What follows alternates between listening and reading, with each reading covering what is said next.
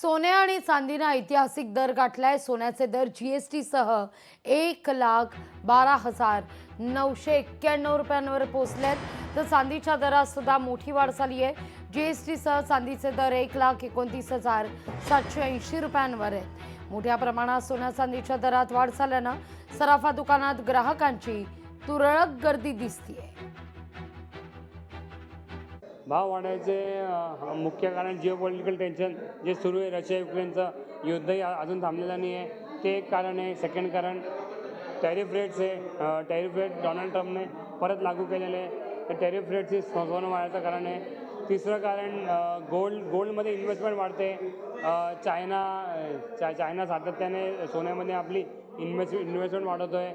U S इकॉनॉमीमध्ये एसचे government bonds मध्ये investment कमी करून ही सोन्यामध्ये वळली जाते. इन शॉर्ट सोन्यामध्ये इन्व्हेस्टमेंट वाढल्यामुळे आज शॉर्ट टर्ममध्ये सोन्याचे भाव 1,13,000 पर्यंत पोहोचलेले आहे. आज जे सोन्याचे जे भाव आहेत 1,13,000, हा जे खूप मोठा भाव आहे. हा मला सामान्य नागरिकांना नाही परवडत. हा कुठंतरी याचा भाव कमी व्हावं आणि आम्हा नागरिकांना याची मदत मिळावी. लोकशाही मराठी ऐका, पहा, जागरूक रहा.